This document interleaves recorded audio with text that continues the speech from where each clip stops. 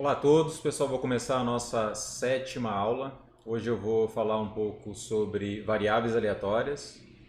Eu vou definir o conceito de variáveis aleatórias e eu vou mostrar algumas de suas propriedades. E vocês vão perceber que esse conceito de variável aleatória ele está relacionado com as sigmas álgebras e sigmas álgebras e sigma álgebra de Borel.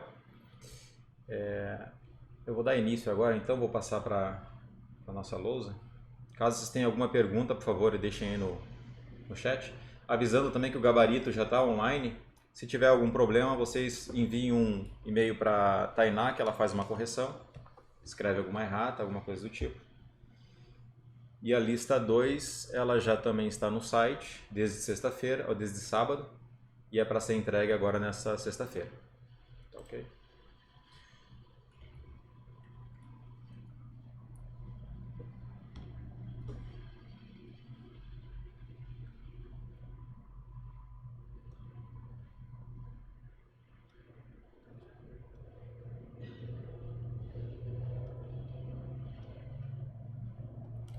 Então, pessoal, a definição de variável aleatória, dadas nos cursos mais básicos, elas são bem informais.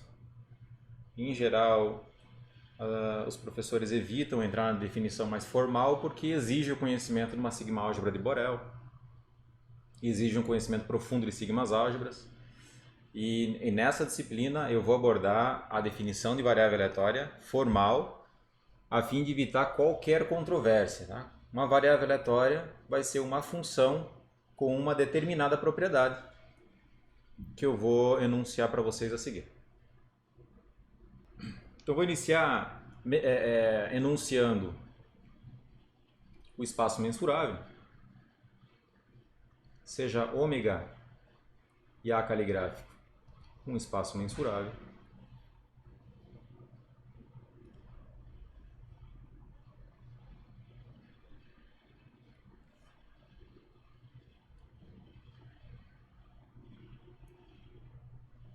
Considere x uma função cujo domínio é ômega e o contradomínio, o conjunto dos reais,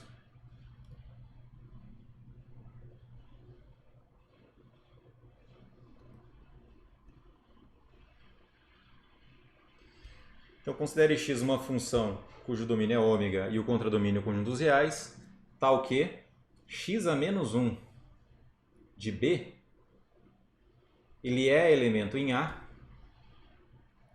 para todo B boreliano.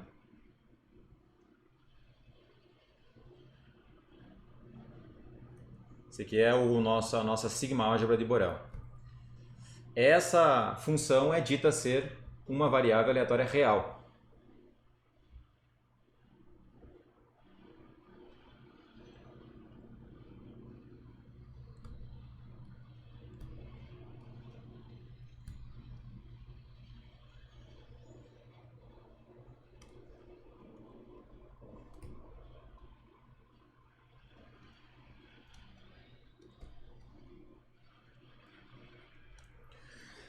Perfeito, pessoal. Então, o que eu quero que vocês notem aqui é que a variável aleatória real ela vai produzir valores reais a partir do nosso conjunto ômega.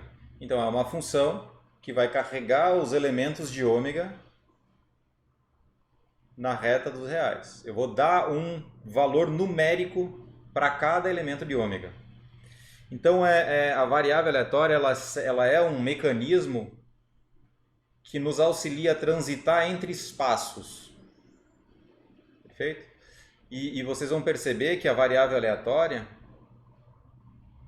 ela vai gerar um espaço induzido, um espaço de probabilidade induzido. Vocês vão perceber isso aí na definição de hoje, que eu vou falar, não sei se hoje ou amanhã, eu vou falar sobre espaço mensurável induzido, certo? Induzido por uma variável aleatória.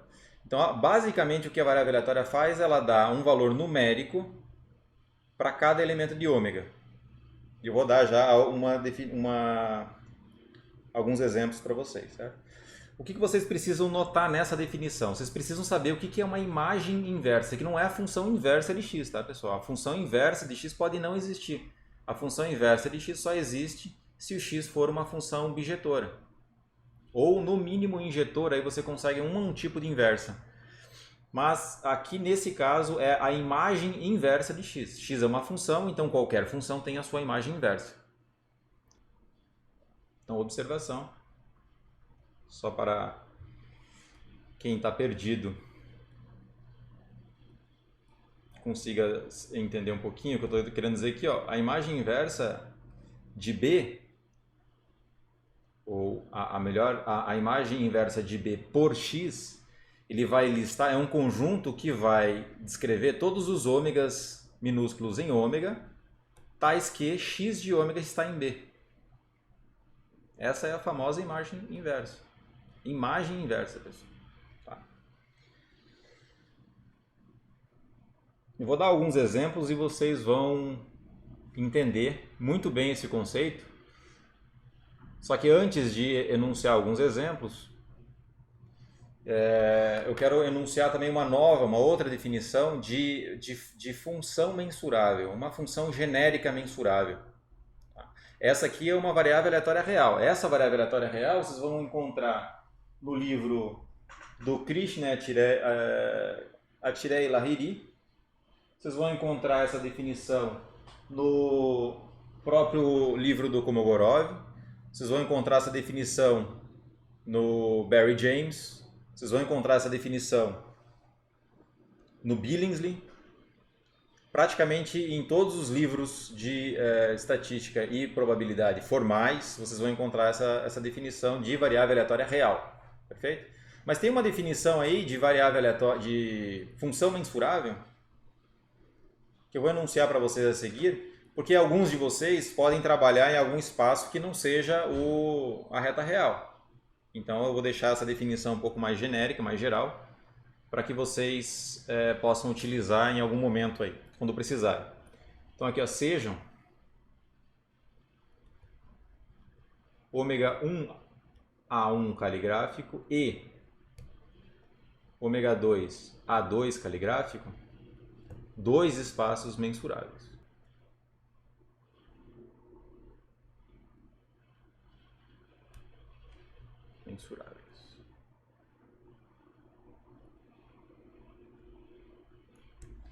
E considere x, cujo domínio é ômega 1 e contradomínio ômega 2, uma função tal que x a menos 1 de B pertence a A1 caligráfico, e isso tem que ocorrer para todo B em A2 caligráfico. Dizemos que x é uma função mensurável. Só que tem mais um termo ainda para deixar bem explícito que tipo de mensurabilidade é essa, tá? Dizemos que x é, alguns livros escrevem desse jeito, A1, A2 mensurável.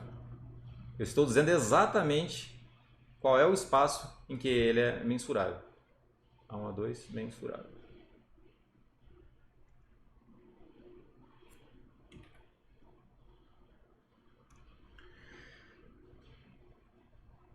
E eu vou até escrever função, tá? Aqui na frente.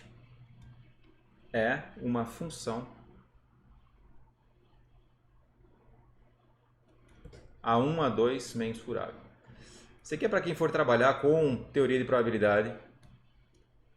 E aí o seu ômega 2 aqui ele não precisa ser necessariamente o conjunto dos reais, pode ser um outro conjunto em um outro espaço. Tá? Eu vou deixar essas duas definições no ambiente fechado. Essa definição é importantíssima. A primeira definição, eu vou ficar mais em cima dessa primeira definição aqui nessa disciplina.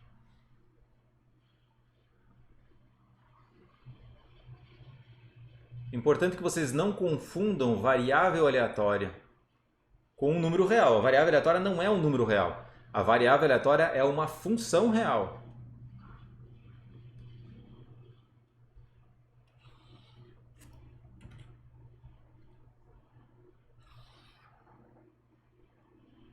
Essa definição mais geral,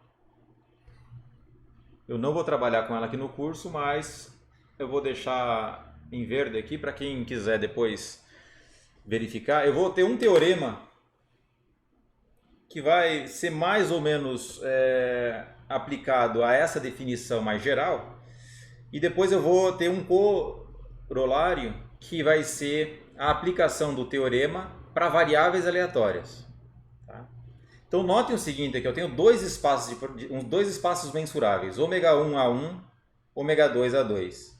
E a minha função mensurável, ela tem domínio ômega1, ômega2. Eu estou transitando entre os dois espaços. Eu estou saindo do espaço ômega1 e indo para o espaço ômega2. Como o x é uma função não necessariamente bijetora, eu acabo perdendo um pouco de informação do primeiro espaço. Porque a função faz justamente isso. A função ela pega para cada elemento de ômega1, ela vai ter um elemento em ômega2. Se a função não for injetiva, se não for bijetora no caso, você não consegue voltar a recuperar o espaço inicial. Porque você perde, você colapsa dois elementos que estão em ômega1 em um único elemento que está em ômega2. Você perde uma certa informação sobre o primeiro espaço. Certo? A função ela acaba condensando a informação que nós temos interesse em analisar. Muitas vezes você tem cara e coroa, né, o seu experimento. Seu ômega1 é cara e coroa. Só que você não quer analisar exatamente cara e coroa. Você quer analisar só se saiu cara ou não saiu cara. Esse é um exemplo muito trivial, mas imagine que o seu ômega1 seja, por exemplo, o conjunto de todas as imagens de seres humanos. Certo? É um conjunto abstrato de imagens. Uma variável aleatória pode ser a seguinte, ó. X ela é 1 se for humano, se tiver pelo menos um humano nessa imagem, 0 caso contrário. Ou seja, estou transformando um objeto que é uma imagem em um número real. Então eu estou transitando entre dois espaços. Um espaço que é o espaço das imagens, pode ser o espaço dos filmes, e aí o X ele vai indicar o gênero, por exemplo. Né? O ômega1 pode ser o espaço de todos os filmes possíveis. E aí o x ele pode ser uma variável aleatória que diz o seguinte, ó, x de ômegazinho ele vai ser 1 se o filme for de comédia, 0 caso contrário. É uma variável aleatória que vocês vão perceber mais para frente que é possível até provar que isso aí é uma variável aleatória de verdade. Eu vou enunciar para vocês um teorema importante que vai nos auxiliar a reescrever a definição de variável aleatória de uma maneira mais palatável, tá? É mais fácil de entender mesmo para uma pessoa que está na graduação. Tá? Essa definição aqui exige o conhecimento de sigma-álgebra de Borel. E de sigma-álgebra a outra definição vai exigir de qualquer forma. Mas para evitar a definição de sigma-álgebra de Borel, nós podemos utilizar um artifício que é o teorema que eu vou enunciar agora. Esse teorema vai nos auxiliar a redefinir a variável aleatória. E ele diz o seguinte.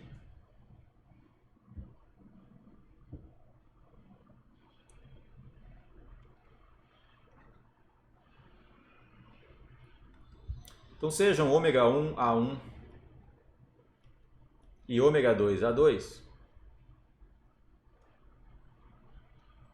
espaços mensuráveis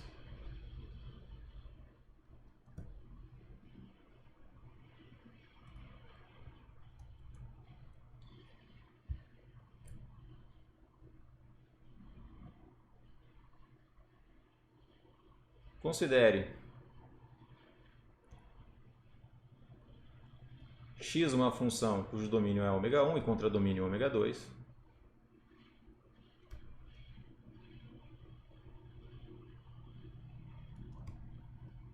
tal que x a menos 1 de b está em A1 para todo b pertencente a um C caligráfico. Vou escrever aqui em que o nosso C caligráfico é uma família de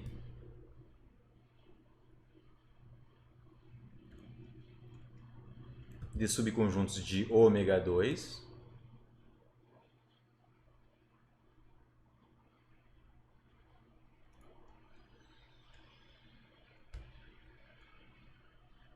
Tá o quê? O A2 é a menor sigma álgebra que contém C.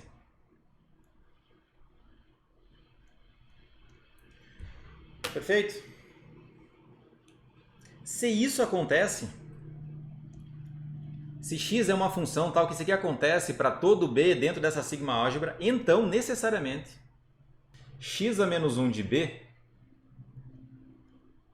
precisa estar em A1, não só para todo b em C, mas também para todo b em sigma, na menor sigma álgebra que contém C, ou seja, para A2. Olha que interessante esse teorema aqui, tá, pessoal? Vou provar para vocês. É bem simples, na verdade.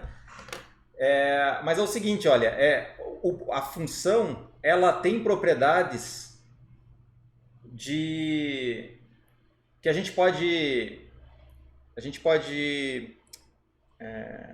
relaxar a definição de variável aleatória por causa de algumas propriedades de função.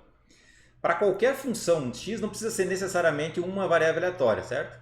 Para qualquer função x cujo domínio seja sigma ômega 1 e contradomínio ômega 2, que satisfaça isso aqui, então ele tem que satisfazer necessariamente isso aqui. Notem que isso aqui é mais restritivo, né? Porque aqui eu estou na menor sigma álgebra que contém C. Basta que isso aqui satisfaça para todo B em C, que tem que satisfazer necessariamente para todo B na sua menor sigma álgebra. Na menor sigma álgebra que contém C. Legal? Eu vou fazer a prova, e a prova é razoavelmente simples, usa alguns argumentos que vocês já vão perceber que não são tão complicados. Vejam bem. Prova.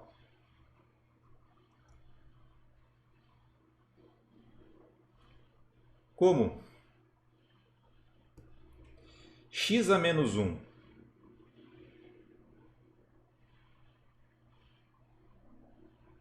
de B ele pertence a A1, e isso tem que ocorrer para todo B em C, isso aqui é a nossa hipótese, certo?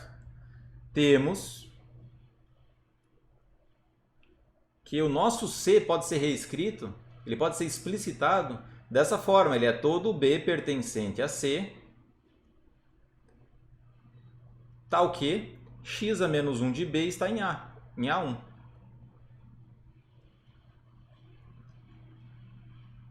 Perfeito? Não tem, isso aqui eu não ganhei nenhuma informação aqui, estou simplesmente repetindo o que o C significa aí pela nossa restrição. Isso aqui tem que valer para todo C. Para todo Bzinho que está em C, eu preciso ter necessariamente que x a menos 1 de B está em A1. Então esse conjunto que está aqui do lado direito, ele precisa coincidir com a definição, com o próprio C. Perfeito? Estou colocando uma restrição a mais aqui, e essa restrição a mais é inócua porque a própria hipótese do nosso teorema está assumindo como verdadeira. O que eu preciso mostrar de fato aqui? Ó? Precisamos mostrar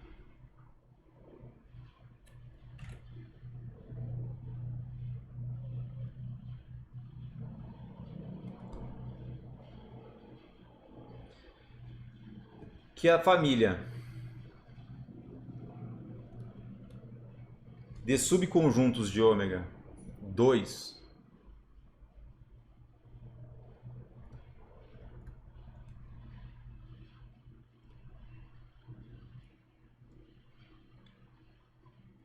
essa família aqui, ó, F, ela vai listar agora todo B que está na menor sigma álgebra de C, tais que x a menos 1 de B está em A1. Eu tenho que mostrar que essa família é uma sigma álgebra.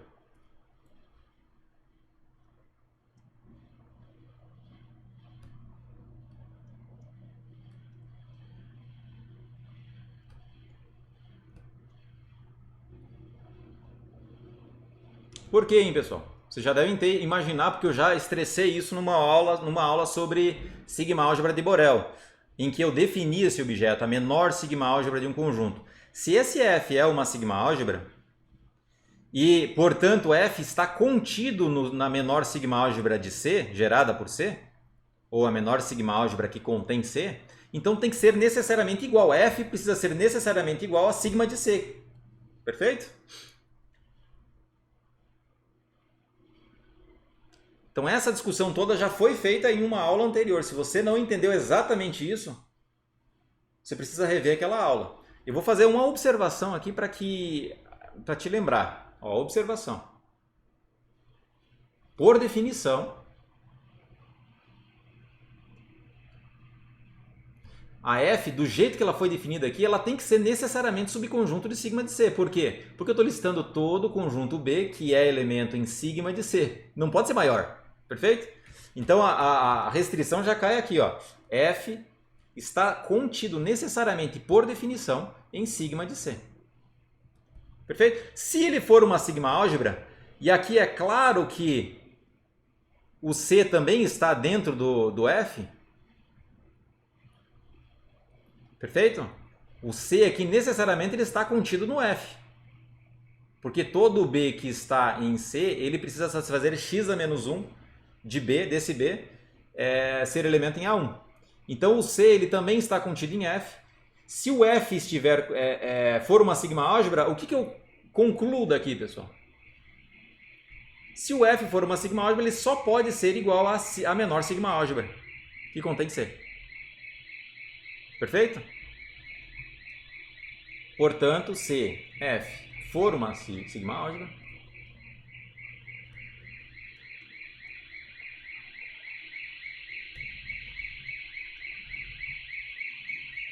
então, nossa, F precisa ser necessariamente igual a sigma de C, que vai ser igual ao nosso A2. Tá? Então essa observação é uma observação crucial para poder entender essa afirmação. Desculpa, pessoal, tem um carro aqui. Não sei se é a polícia ou se é a ambulância.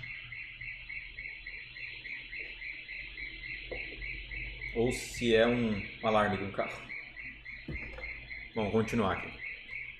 Então, internalizando essa propriedade de menor sigma álgebra contém C, você consegue entender esse argumento. Qual é o nosso objetivo agora? É mostrar que o F é uma sigma álgebra. Se o F for uma sigma álgebra, acabou o problema. Então vamos mostrar isso. Nosso objetivo é mostrar que F é uma sigma álgebra. Então, perfeito. Primeiro ponto. Note que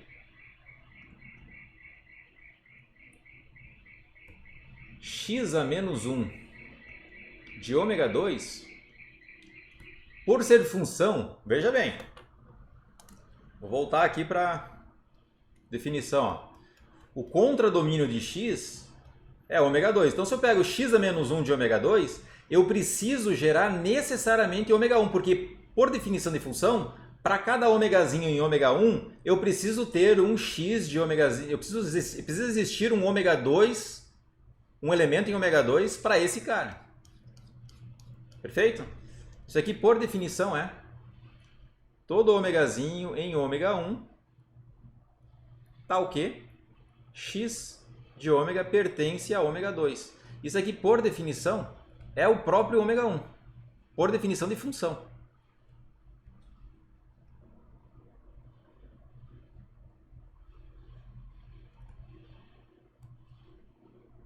Logo, ômega 2 pertence a F. Não é isso? Lembrando que o F ele está listando todo o conjunto B, tal que x a menos 1 de B, como esse cara aqui é uma sigma álgebra subconjunto de ômega 2, o ômega 2 está lá dentro. Tá? Então, o ômega 2 necessariamente está aqui dentro.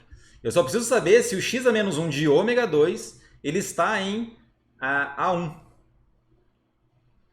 E de fato está, né?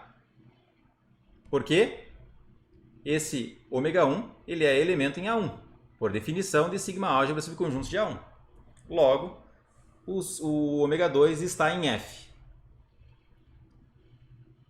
Perfeito?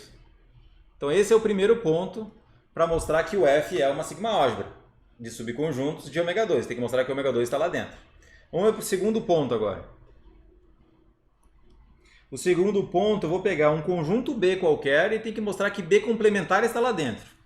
Então se B está em F, ora, se ele está em F, por definição da F, ele está em sigma de B e x a menos 1 de B, ele vai estar em A1. Perfeito? Olha a definição da F aqui, ó.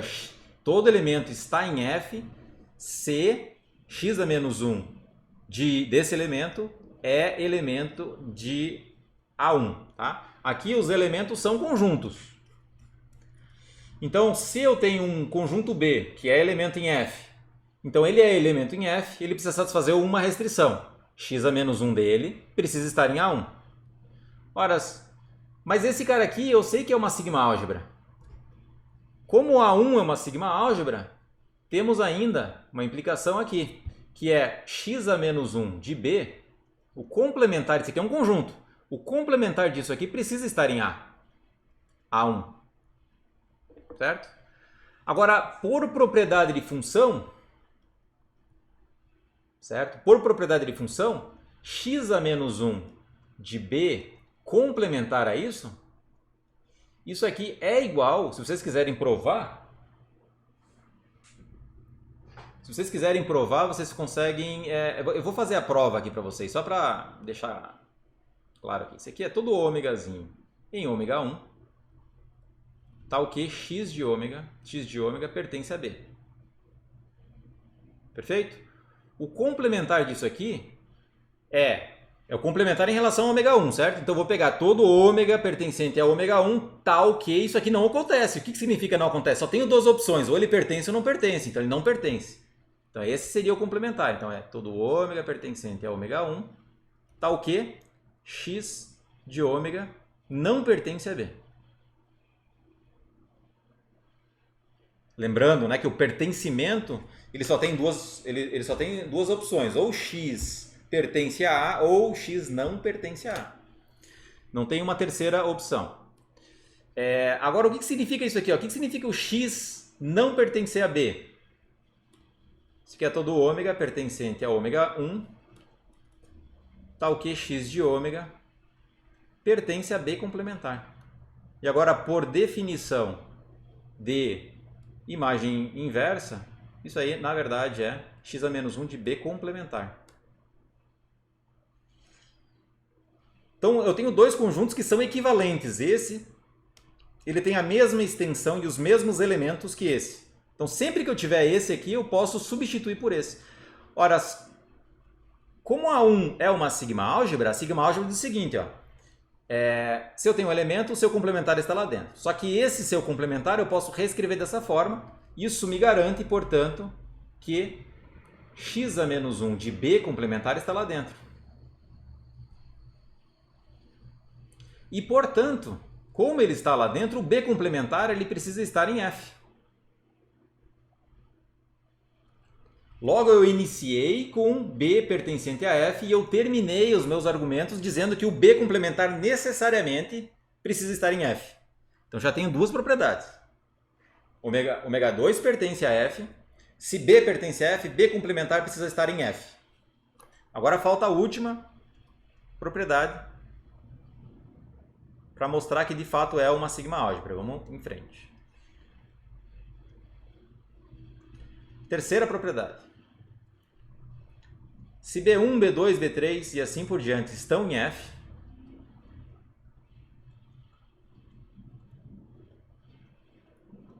então tem uma sequência de conjuntos estão em F.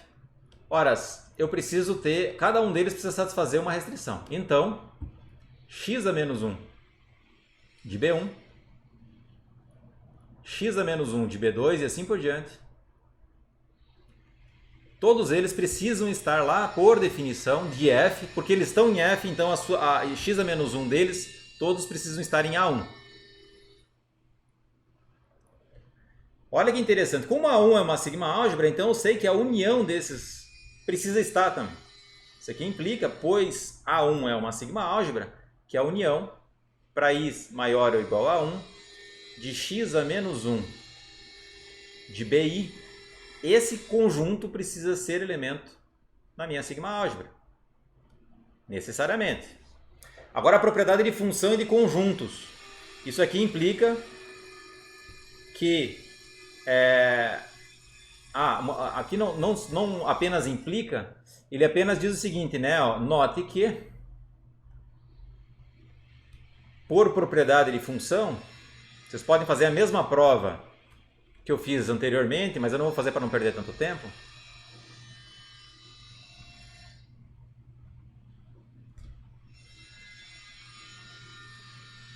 Por propriedade de função, a união, para ir variando de 1, 2, 3, assim por diante, a infinito, de x a menos 1 de bi precisa coincidir, precisa ser igual a x a menos 1 da união.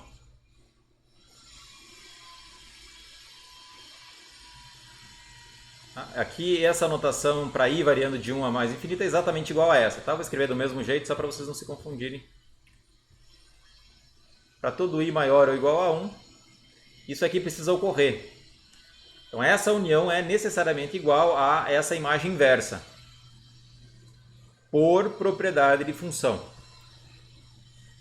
Ora, como esse cara está em A1, por definição, pelo axioma da extensão, esse aqui é exatamente igual àquele. Então esse também precisa estar em A1. Isso aqui implica, pelo axioma da extensão, que x a menos 1 da união de bi, para todo i maior ou igual a 1, esse aqui é um conjunto, e esse conjunto ele precisa estar listado em A1. Logo, f, faltou ainda mais um detalhe aqui. Isso aqui implica, portanto, que a união dos bi's é elemento em f.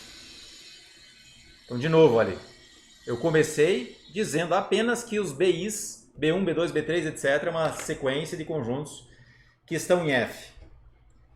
E apenas utilizei aqui as consequências lógicas disso por definição do f, aí depois por propriedade de função na teoria de conjuntos, eu preciso concluir que a sua união precisa estar em f também. Então, necessariamente, f é uma sigma álgebra. Concluímos que f é uma sigma álgebra e, portanto,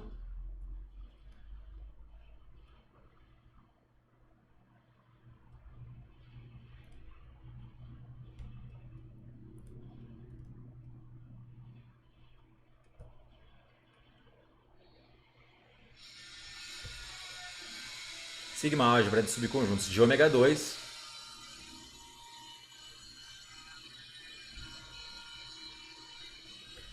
e, portanto,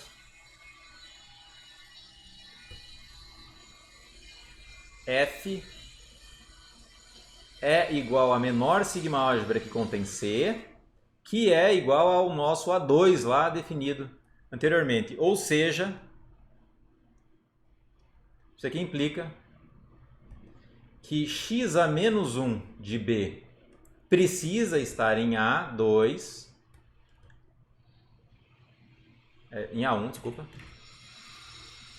para todo B em A2.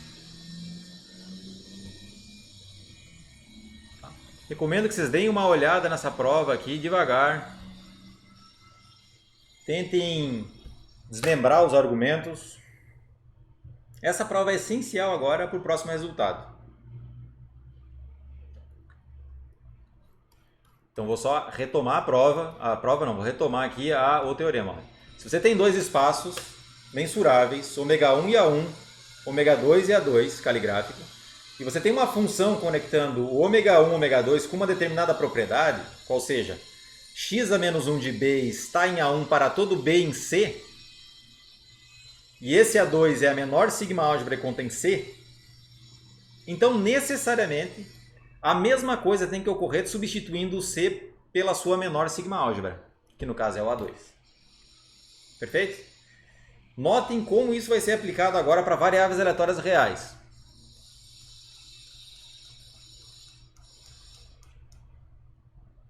Então vou escrever um corolário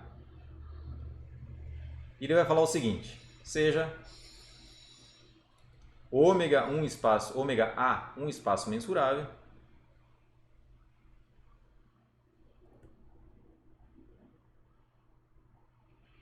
uma função que vai de ômega nos reais é uma variável aleatória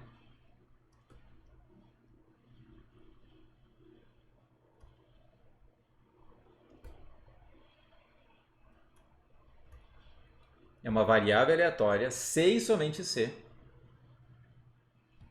x a menos 1 de, deixa eu ver como eu escrevi aqui, da semirreta menos infinito a t, fechado em t, pode ser fechado, pode ser aberto também, não tem problema, tá pessoal? Aqui pode ser aberto ou fechado. Vou deixar fechado porque isso aqui depois vai nos auxiliar a discutir funções acumuladas. Se x a menos 1 de uma semirreta fechada pertence a A para todo t real. Olha que interessante. Já não tem mais a sigma-álgebra de Borel aqui, ó. Eu reduzi a definição de variável aleatória simplesmente dizendo que se x a menos 1 de qualquer semirreta está na minha sigma-álgebra original, lá do meu espaço original, e eu tenho que mostrar isso para todas as semirretas, para todo t correndo no conjunto dos reais.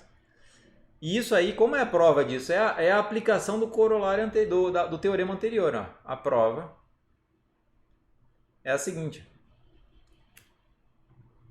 Tome C no teorema anterior igual a todas as semirretas fechadas. Isso aqui está subconjunto dos reais. Posso escrever assim se eu quiser. Para todo t real. Notem que a menor sigma-álgebra que contém esse cara é a sigma-álgebra de Borel, certo? Tome o C igual a isso aí no teorema anterior.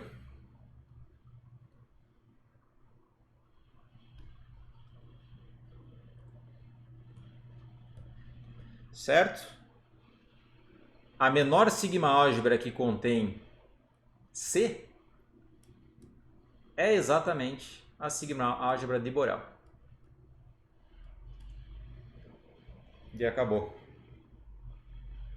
Por que isso tudo é importante? Porque a variável aleatória ela vai ser utilizada para definir estatística, estimador, transformação. Tá? Então é importante que vocês saibam o que é uma variável aleatória. A variável aleatória é uma função mensurável. E aí esse conceito de função mensurável, ele tem a ver com as sigmas-álgebras. As sigmas-álgebras dos modelos. Eu tenho dois espaços, eu tenho uma sigma-álgebra no primeiro espaço, uma outra sigma-álgebra no segundo espaço, e a variável aleatória ela cria uma conexão entre esses dois espaços. Vamos passar aqui então para para um exemplo.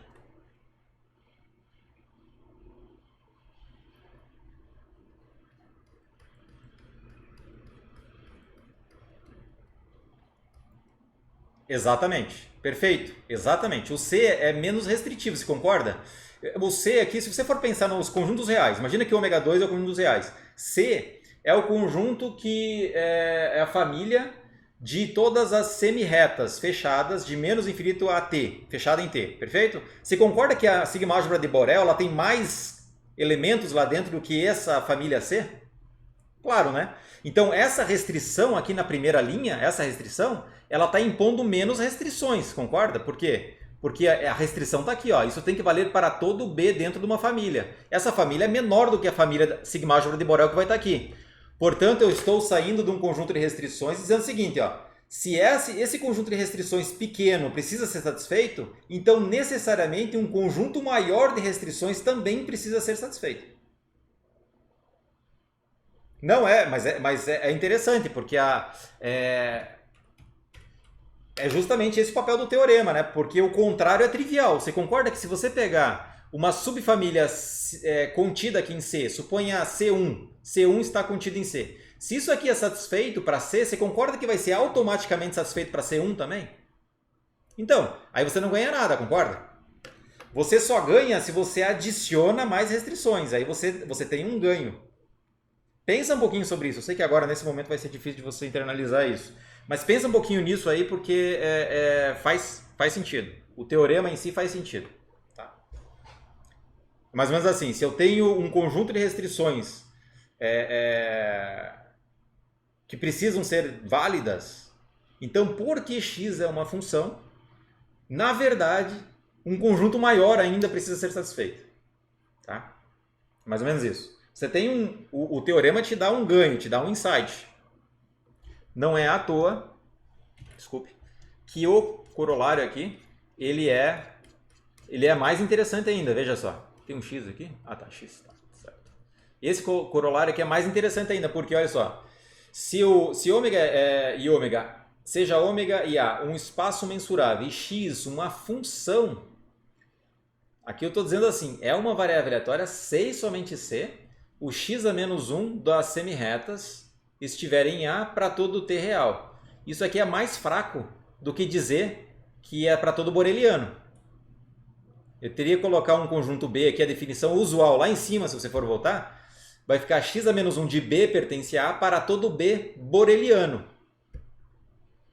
Para todo B boreliano, essa é a definição original. Vou voltar na definição original para você ver como a definição original é muito mais restrita, muito mais forte. Ó. Aqui está a definição original. X a menos 1 de B precisa estar em A para todo B boreliano. Eu não preciso verificar para todo B boreliano. O meu teorema está dizendo o seguinte, ó, relaxa aí um pouquinho. Você não precisa verificar para todo boreliano. Você só precisa verificar para todas as semirretas fechadas. Só isso. Você também só precisa verificar para todos os intervalos abertos, porque ele também coincide. Você pode usar todos aqueles resultados anteriores que já foram derivados para fazer para criar um novo corolário. Perfeito? Eu vou passar aqui adiante, mas é interessante, tentem pensar sobre isso aqui.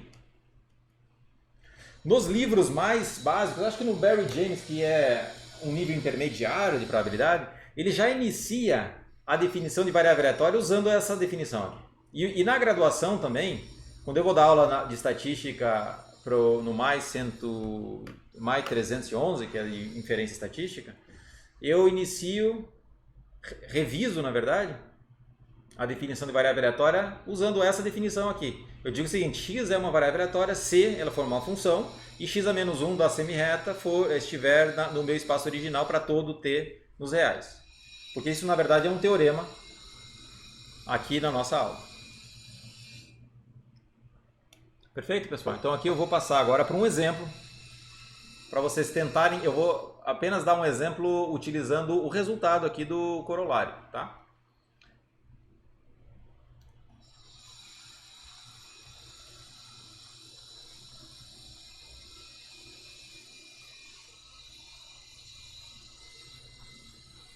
Então imagina o seguinte, ó, eu vou lançar uma moeda, eu poderia não lançar uma moeda, eu poderia pensar em outros experimentos mais complexos.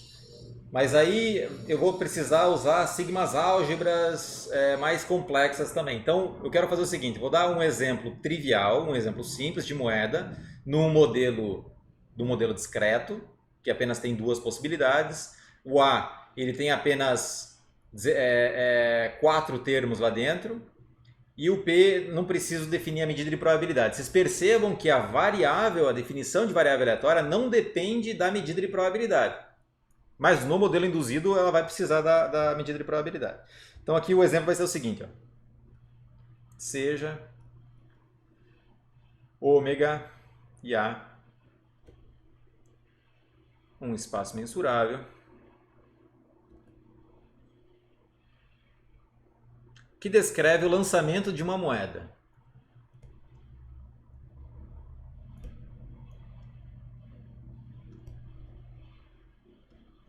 Não precisa ser honesta aqui, tá, pessoal? Porque eu não vou enunciar, não vou precisar da medida de probabilidade. Lançamento de uma moeda.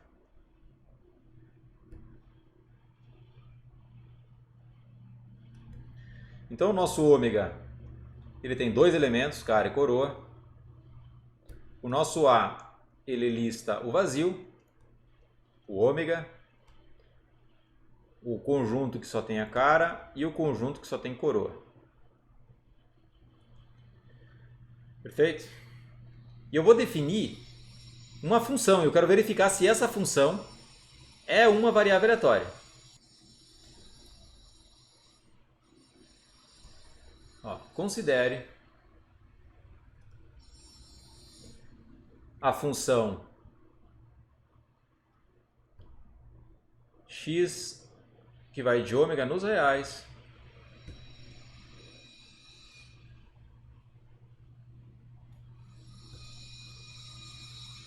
uma função tal que x de ômegazinho ele vai ser 1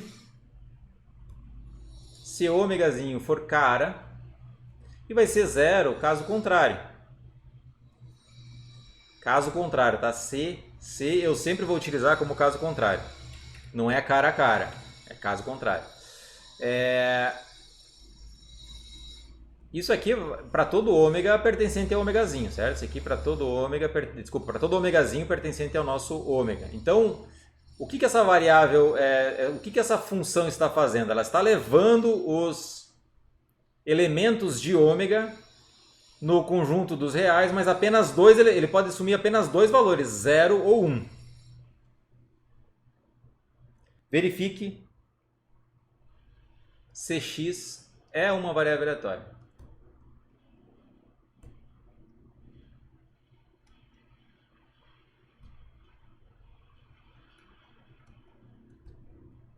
A variável aleatória é real. Então, o que eu preciso fazer, pessoal? Antes disso, vou colocar um resp aqui de resposta, tá?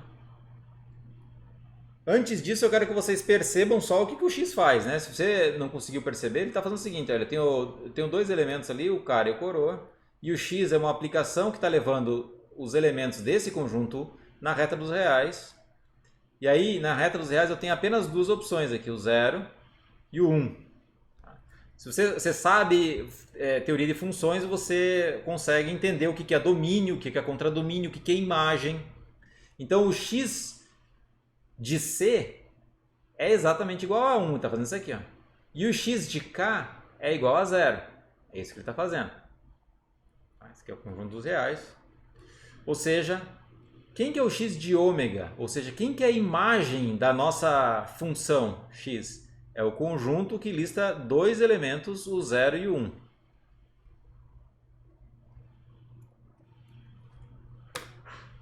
Tá? A resposta não é essa. Eu estou apenas dando um diagrama para vocês pensarem sobre a função.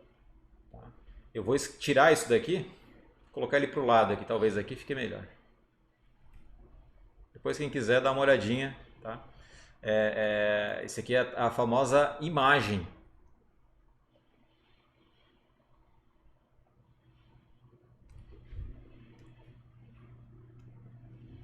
Agora, como é que eu verifico se isso aqui é uma função ou não, pessoal? Eu preciso verificar o seguinte, ó. Deixa eu escrever o que nós precisamos mostrar. Precisamos mostrar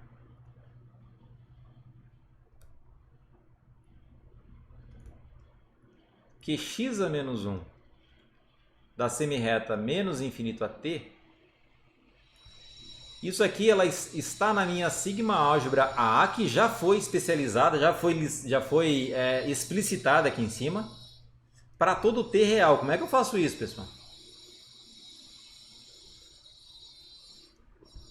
Alguém consegue ligar o microfone e me dizer qual vai ser a estratégia que eu vou adotar para mostrar que x a menos 1 dessa semirreta ela vai estar dentro de A para todo t real? Qual é a minha estratégia? Alguém consegue me dizer? Se não, liga o microfone e escrevam aí no chat.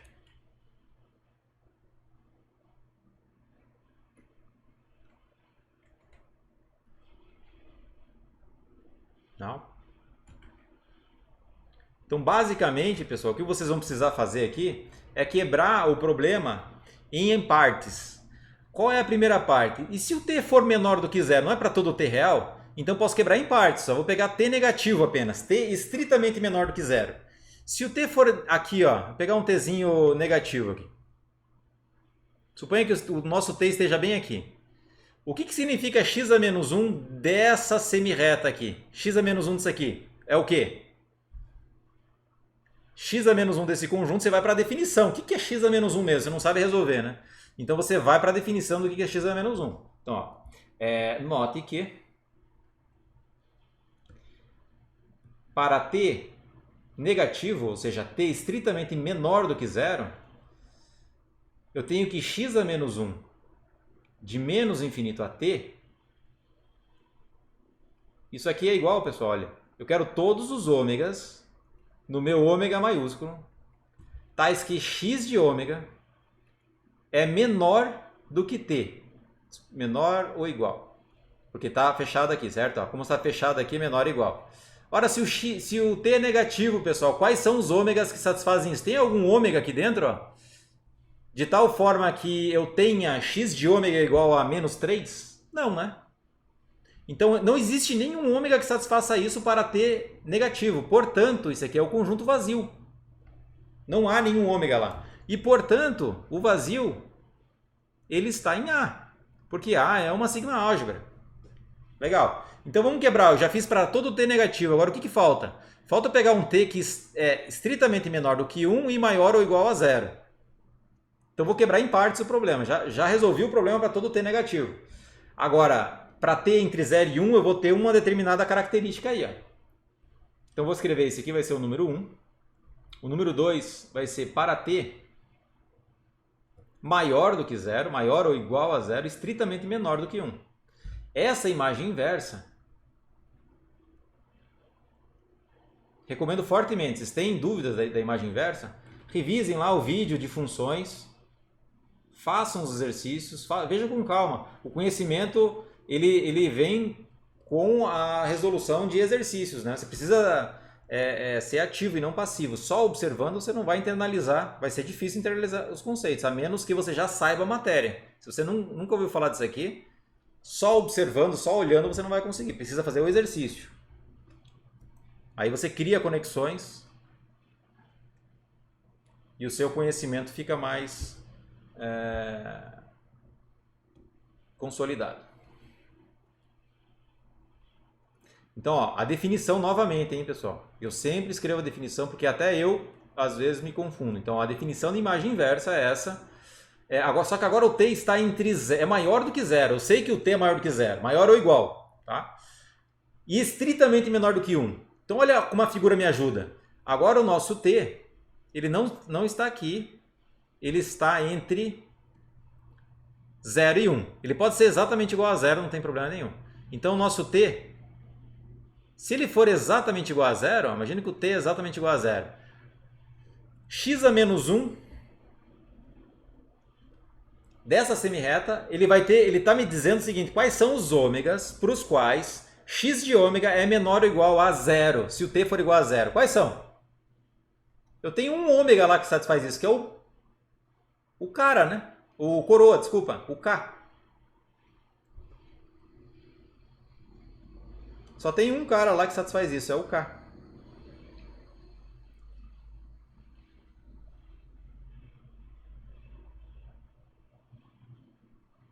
E isso vai acontecer também para todo t estritamente maior do que 0. Se você for pegar um tzinho que está aqui entre 0 e 1, isso vai acontecer também com esse aí. Porque não tem mais nenhum ômega lá no meio que satisfaça x de ômega igual a 0,3. Não tem nenhum ômegazinho lá no nosso ômega original, de tal forma que x de ômega seja igual a 0,3. Tá? Eu só tenho x de ômega igual a 0 ou x de ômega igual a 1. Só tem essas duas possibilidades.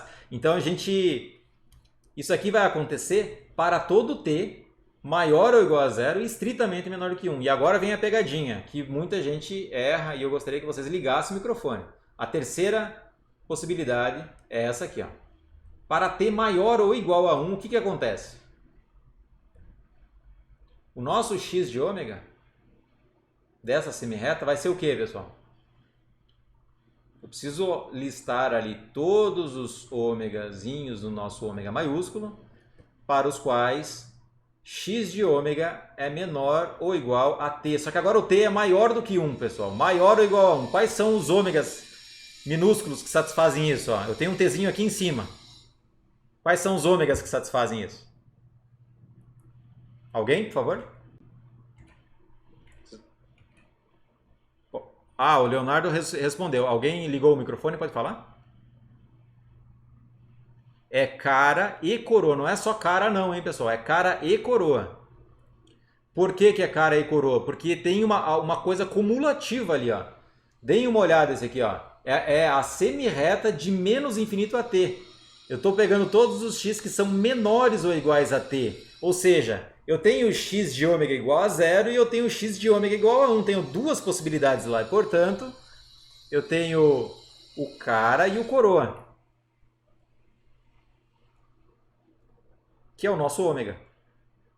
Então, notem que, nesse caso aqui, quando o t está entre 0 ou igual a 0 e menor do que 1, ele também, x de ômega daquele conjunto, daquela semirreta, também está em A. E esse aqui também está em A. Portanto, pessoal, está em A para todo t. Ó. Para t negativo, para t entre 0 e 1 e para t maior do que 1. Logo, concluímos que x é variável aleatória real. Acabei de mostrar que vale para todo t. Para todo t real. Alguma dúvida, pessoal? Escrevam aí, vou dar uma chance para vocês escreverem ou digitarem no chat. Vou para o segundo exemplo agora. O segundo exemplo agora é para um modelo contínuo. Deixa eu só ver se alguém escreveu alguma coisa. Não, né, pessoal? Acho que tá ok. Se vocês tiverem alguma dúvida, por favor, mandem a mensagem antes que eu passe para o modelo contínuo. Alguém tem alguma dúvida em relação a essas três? Por que eu quebrei em 3? Porque o nosso x ele tem duas possibilidades. Então eu tenho que quebrar para todo t menor do que o menor de todos, para todo t entre o menor de todos e o segundo menor de todos, e aí para todo t maior do que o maior de todos, que no caso é o 1. Quebrei em 3 possibilidades. Se o nosso x tivesse 10 possibilidades, eu teria que quebrar em 11 casos. O t menor do que o menor de todos, t entre o primeiro e o segundo, t entre o segundo e o terceiro, t entre o terceiro e o quarto, e assim por diante, até o último caso, que é t maior do que todas as possibilidades na imagem, tá? Não tem função inversa. Aqui, pessoal, ó, é imagem inversa. Eu vou dar mais um exemplo que vocês vão perceber que realmente não tem imagem inversa, tá? Que não tem função inversa. Ela é imagem inversa. Não confundam, lá no vídeo de funções eu até falo isso, ó.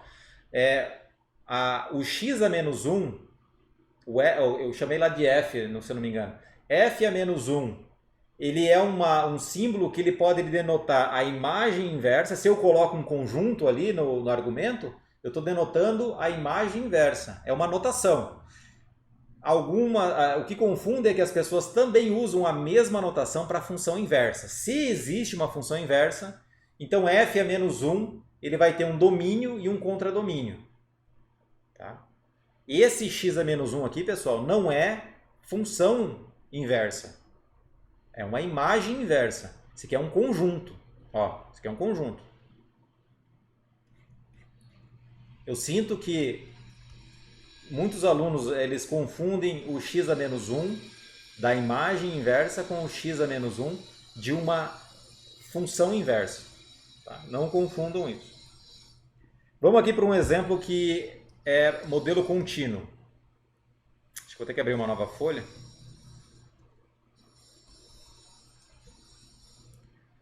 O segundo exemplo ele vai ser o seguinte, ó, seja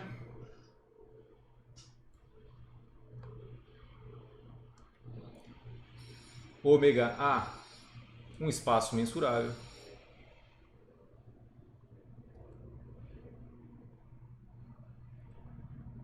que descreve a propensão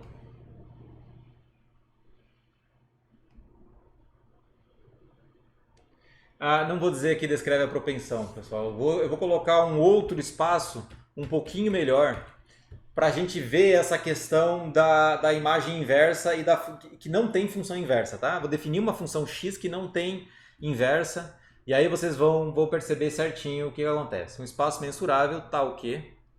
Vocês podem pensar que é a propensão também da pessoa assistir um determinado vídeo, mas agora ele varia entre -1 e 1.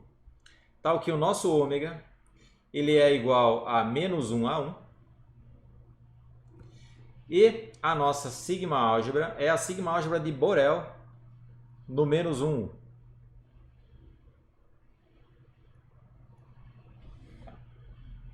Eu vou definir uma função, e a função vai ser a seguinte. Ó. Considere x uma função que vai de ômega nos reais, tal que x de ômega é igual a ômega ao quadrado. Uma função. Para todo ômega em ômegazinho, para todo ômegazinho em ômega, ou seja, no intervalo fechado, -1. Verifique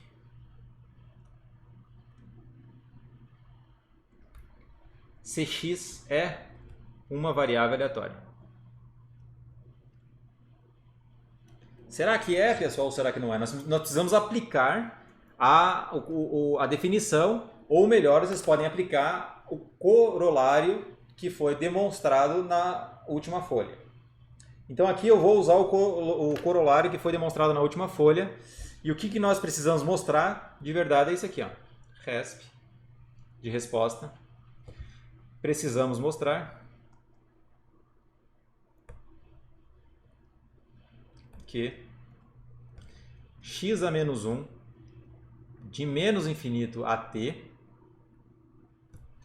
ele está em A caligráfico, ou seja, ele é um boreliano para todo t pertencente aos reais. E como é que a gente faz isso, pessoal? Vamos desenhar a função? Só para vocês perceberem.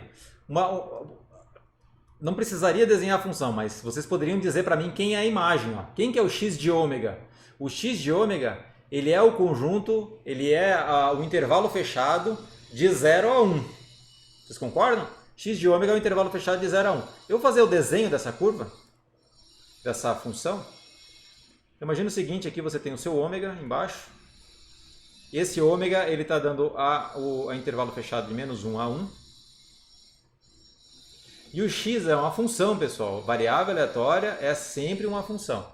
E esse x ele vai variar de 0 a 1. A dimensão aqui não está correta, deixa eu tentar fazer o mais correto possível.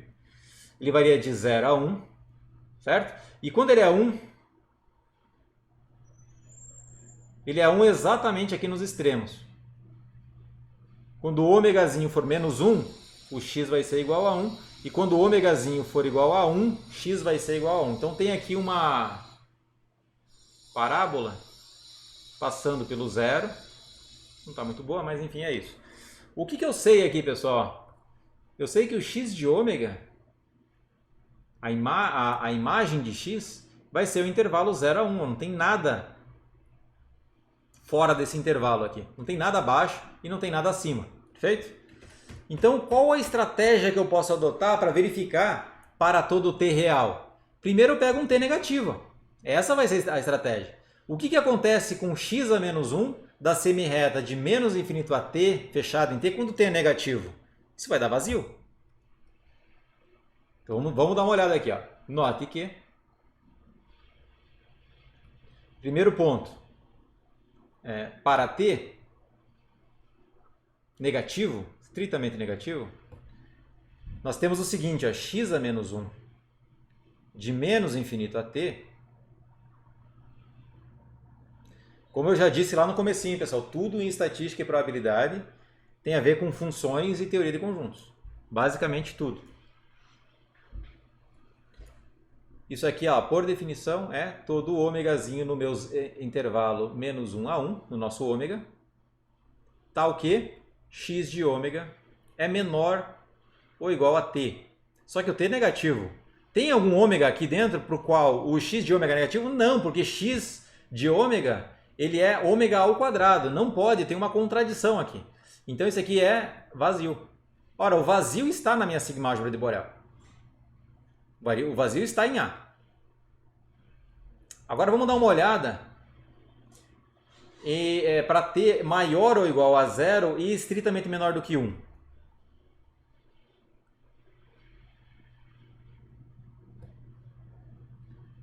Para T maior ou igual a 0 e estritamente menor do que 1. Para esse caso, x a menos 1, de menos infinito a t, fechado em t. Isso aqui eu vou repetir, tá, pessoal? Isso aqui é todo ômega pertencente ao intervalo fechado menos 1 a 1, para os quais x de ômega, eu vou aqui escrever ômega ao quadrado. X de ômega é ômega ao quadrado, certo? Então já vou escrever desse jeito. X de ômega ômega ao quadrado é menor ou igual a t. Só que agora que interessante. O t está entre 0 e 1. Quais são os ômegas aqui dentro para os quais ômega ao quadrado é menor ou igual a t? Eu sei o seguinte, pessoal, por matemática, né? Equivalência matemática.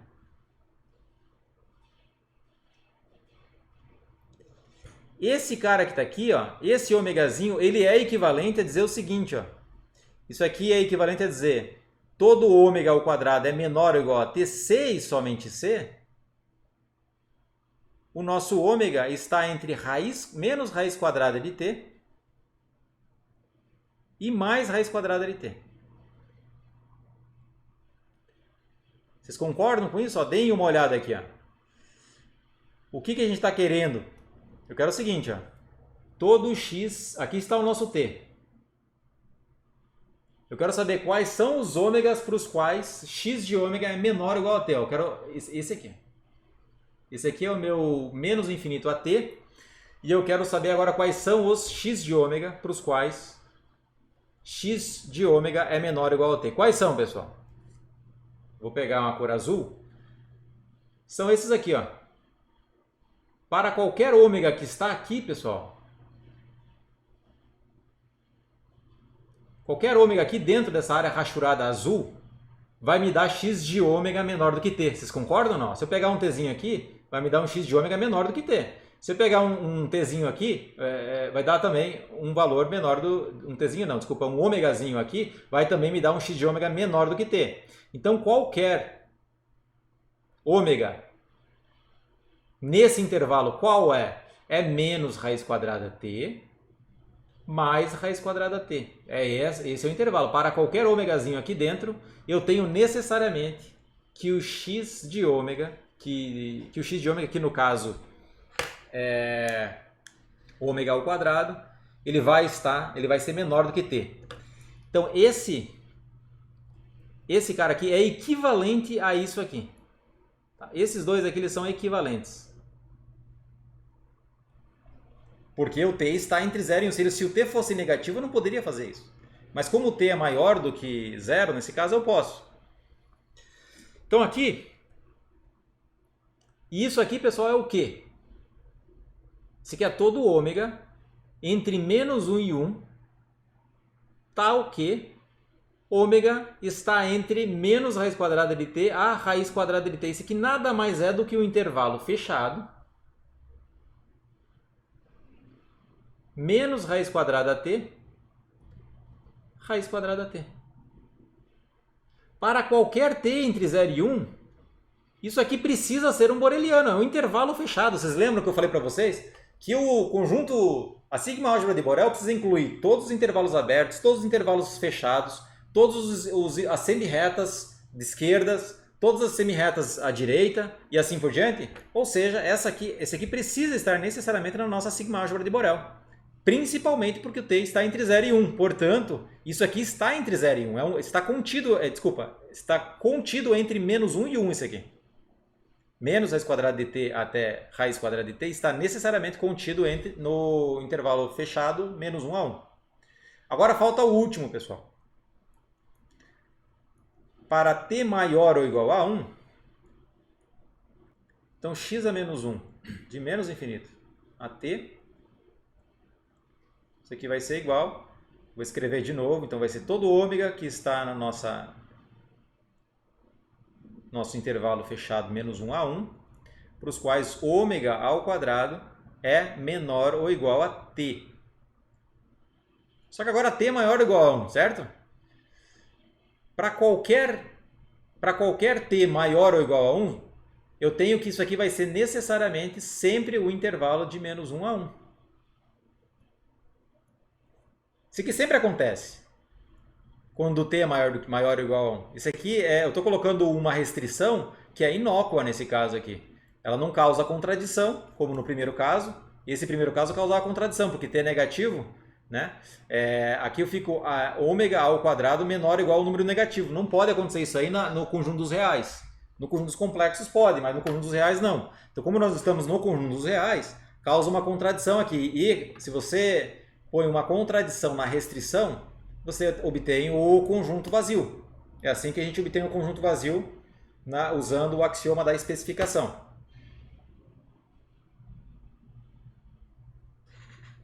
Ora, nós já vimos que a sigma-álgebra de Borel, ela precisa necessariamente conter o ômega lá dentro. Esse cara é o ômega, então, portanto, ele está dentro da nossa sigma-álgebra de Borel restrita ao intervalo fechado menos 1 e a 1. Isso aqui implica, portanto, pelo corolário já demonstrado, x é uma variável aleatória. Perfeito? Alguma dúvida, pessoal? Liguem aí o microfone.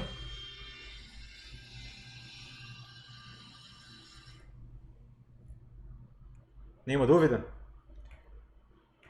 Perfeito, deixa eu ver se eu tenho mais algum exemplo para passar. Não, eu vou passar então para outro conceito, que é o conceito de espaço induzido.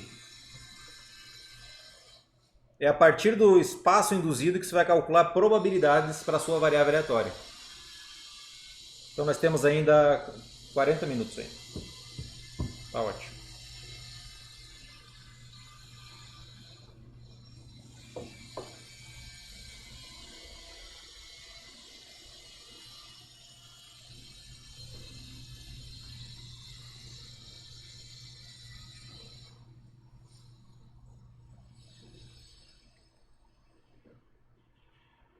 Espaços de probabilidade. Vou colocar espaço de probabilidade induzido.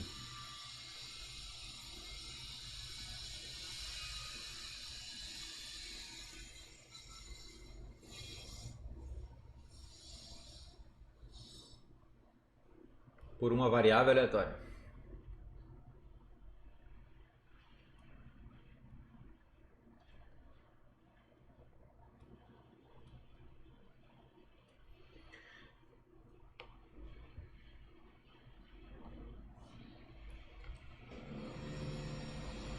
Seja ômega AP um modelo de probabilidade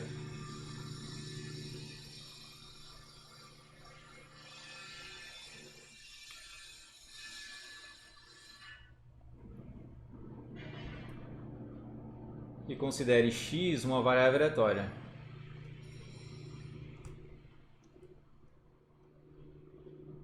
Uma variável aleatória. Eu vou parar de dizer variável aleatória real, tá? Vou colocar a última vez aqui entre parênteses. Mas uma variável aleatória definida no mesmo espaço. Definida em ômega A. No espaço mensurável ômega A caligráfico. Perfeito? Eu não vou mais recorrer à definição. Agora eu sei que variável aleatória é uma função, pessoal. Por favor, variável aleatória não é um número, tá? Quando eu digo x igual a 3, x maiúsculo igual a 3, o que significa x maiúsculo igual a 3, dado que x é uma função? Pensa bem, você tem uma função. Imagina que você tem assim, a função f de x é uma função que é x ao quadrado. O que significa alguém falar x igual a 3? O que significa isso? A mesma coisa acontece na estatística. Eu vou definir esse conceito para vocês daqui a pouco, tá? Então notem só, quando a pessoa diz f igual a 3, ela não está querendo dizer que a função f é igual a 3. Ela está querendo dizer o seguinte, ó, quais são os x para os quais f de x é igual a 3. É isso que está querendo dizer aqui. Eu vou já especificar isso de um jeito que vai ficar claro. Então imagine que você tem essa variável aleatória que é uma função real, mensurável. Perfeito? Então nós temos aí a medida de probabilidade induzida ela é definida por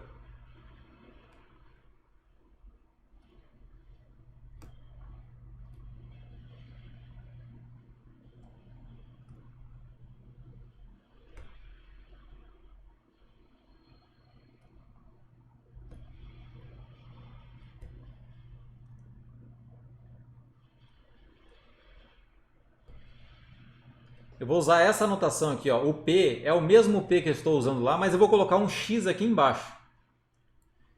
Esse P de B, ela vai ser definida, tá? Essa igualdade aqui é uma igualdade de definição, eu poderia colocar dois pontos igual.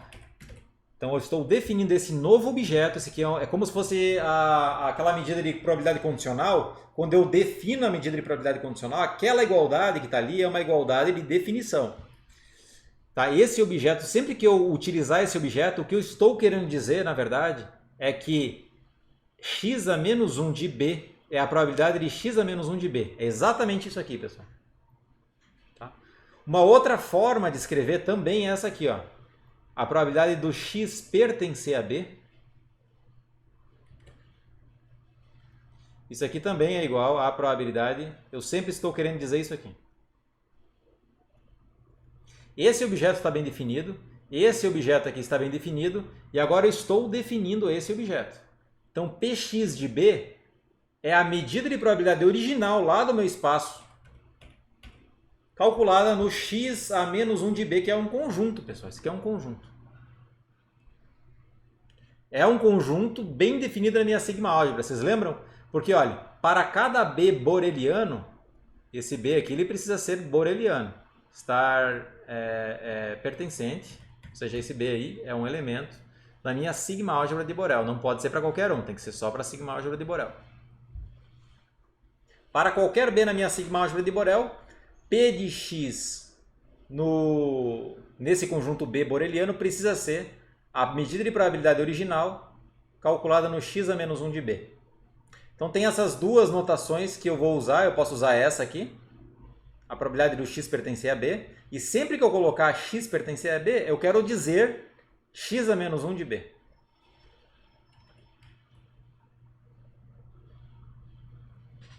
Perfeito? Essa medida de probabilidade induzida é uma medida de probabilidade, cujo domínio é a sigma álgebra de Borel e o contradomínio 0,1.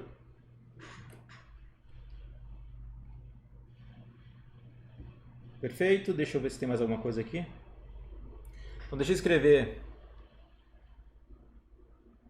observação, você consegue mostrar isso aqui facilmente.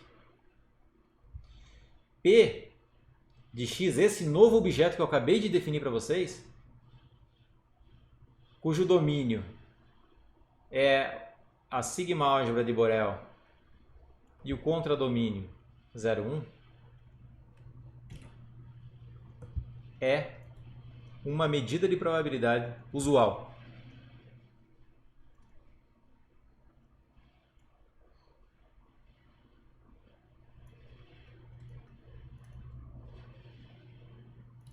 É uma medida de probabilidade. Vamos demonstrar isso aqui, ó, rapidinho, né?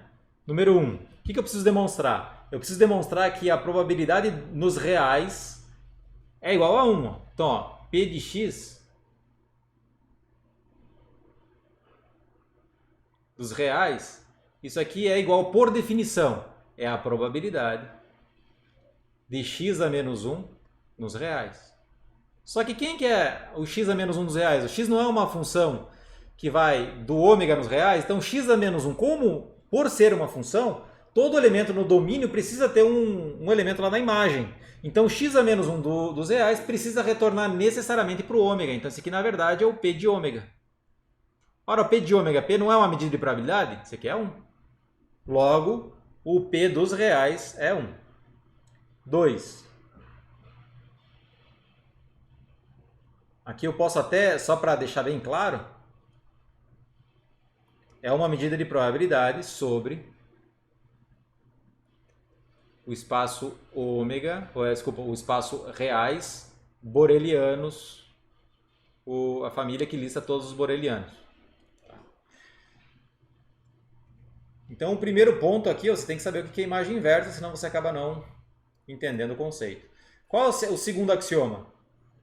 Se B1, B2 é uma lista é uma sequência de subconjuntos que são borelianos, disjuntos,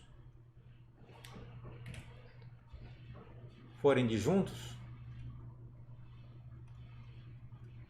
então, quem que é o P de x? Ó? P de x da união desses caras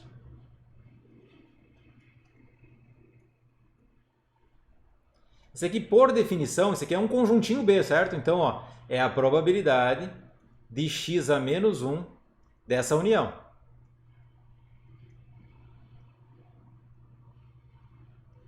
Isso aqui é por definição, esse conjunto aqui. Só que agora, por definição também de função, propriedade de função, a imagem inversa da união é a união da imagem inversa. Então, isso aí é igual à união de x a menos 1 nos BIs.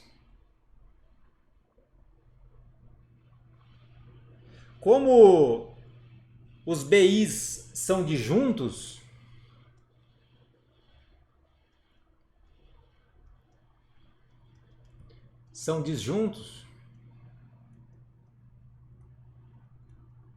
x a menos 1 de B1, x a menos 1 de B2 precisam também ser disjuntos.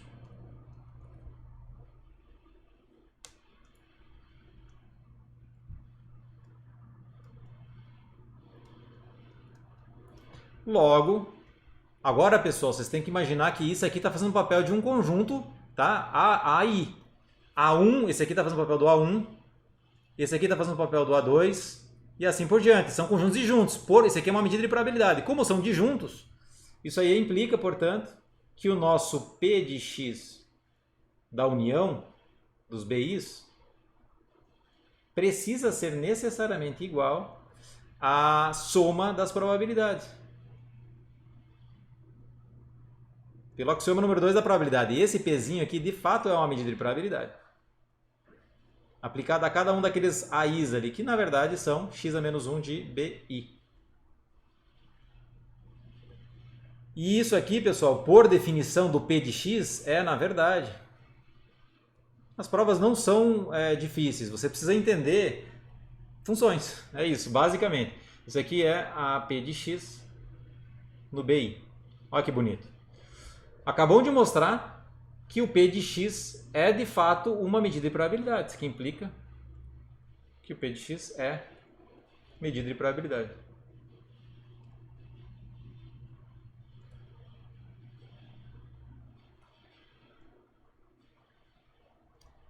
Uma pequena observação, eu poderia ter pedido para vocês mostrarem isso aqui, não sei se vocês saberiam mostrar, eu sei que alguns sim, não sei se todos.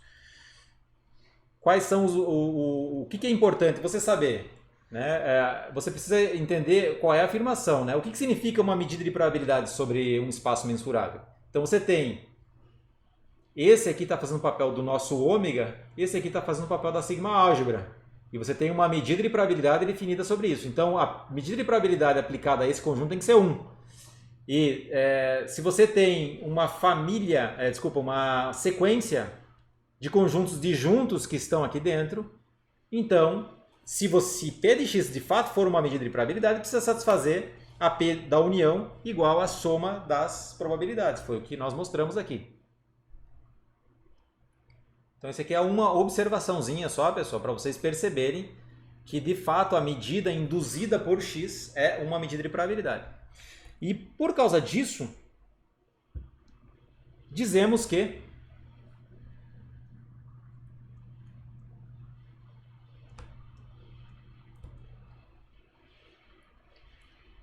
o conjunto dos reais, os borelianos e o P de x é o espaço induzido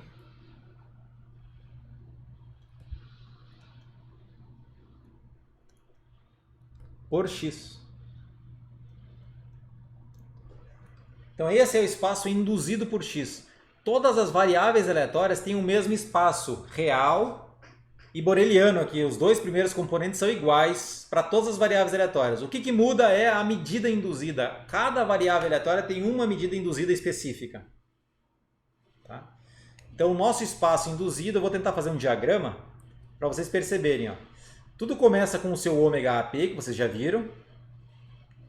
E a partir desse ômega AP, esse ômega aqui ele tem algumas características, né? E aí você quer estudar algumas características aleatórias. E aí você cria uma variável aleatória. A variável aleatória surge porque você quer estudar uma característica numérica dos elementos de ômega. A variável aleatória surge porque você quer estudar uma característica numérica. Por exemplo, se o ômega é o conjunto que lista todos os filmes já vistos. Aí a sua variável ela pode ser x de ômega, ele é o tempo, a duração do filme. É uma variável aleatória. Perfeito?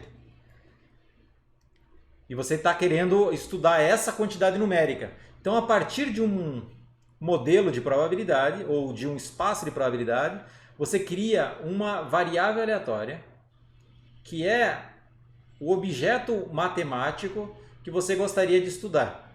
Por exemplo, o ômega poderia ser o conjunto das pessoas possíveis em um determinado lugar e o x de ômega, ele vai ser a altura da pessoa. A altura da pessoa ômega. Cada ômegazinho em ômega maiúsculo pode ser uma pessoa. E aí você quer analisar a altura. Você poderia querer analisar o número de filhos. Você poderia querer analisar o salário de ômegazinho. Você poderia, enfim. Aí tem um conjunto não enumerável de exemplos que eu poderia dar. Tá? Mas eu fico apenas com x. É uma função que vai de ômega nos reais. Ele pega um atributo numérico. E esse atributo numérico é o atributo no qual você gostaria de se especializar, sobre o qual você gostaria de estudar. Essa variável x, variável aleatória, ela vai gerar um espaço induzido real, boreliano, conjunto dos borelianos, e uma P de x. O que é interessante? Eu sempre consigo vir do ômega para esse espaço induzido, mas eu nem sempre consigo sair do espaço induzido e voltar para o espaço original ômega, tá, pessoal? O espaço original ômega eu não consigo. Eu consigo voltar para um espaço menor do que o ômega. Ômega AP. Eu vou dar um exemplo que vocês vão conseguir entender bem que a função, a variável aleatória, ela tem uma direção e essa direção você acaba perdendo a informação dos eventos probabilísticos do seu espaço original. Mas isso faz até sentido. Isso aqui não acontece, tá? Você perde essa informação. Isso aqui faz sentido porque você não quer analisar todos os eventos aleatórios do seu espaço original. Às vezes você quer analisar apenas a altura da pessoa. Às vezes você quer analisar o salário. Às vezes você quer analisar alguma quantidade numérica específica. Tá? E é para isso que servem as variáveis aleatórias. Vou dar um exemplo de que você acaba perdendo informação com a variável aleatória. Antes disso, eu vou dar um exemplo já, tranquilo já. Acho que eu já sei como que eu vou dar. Alguma pergunta, pessoal? Vou dar um espaço aqui para vocês.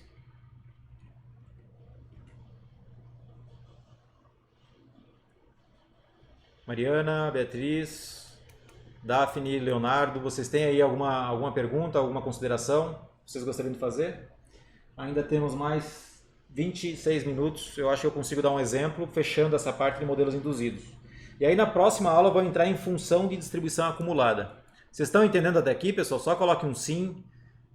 Ou preciso revisar mais os conceitos. Está tudo ok? Legal, pessoal. Eu vou dar um exemplo agora de espaço induzido. Eu recomendo fortemente que sempre que vocês tiverem possibilidade de fazer um diagrama, esse diagrama, por exemplo, ele já diz muita coisa, né? Eu tenho um espaço de probabilidade e eu saio dele e acabo reduzindo informação de algum jeito, porque a função ela faz isso. Pensem bem, ó. A função ela está levando elementos de ômega nos reais, mas se essa função ela for bijetora, então não estou perdendo informação nenhuma. Mas se o x não for bijetora, eu vou acabar perdendo uma informação quando eu carrego, quando eu obtenho um modelo induzido. Vocês vão perceber agora nesse exemplo que eu vou dar. Então, exemplo, imagine que eu vou jogar duas moedas.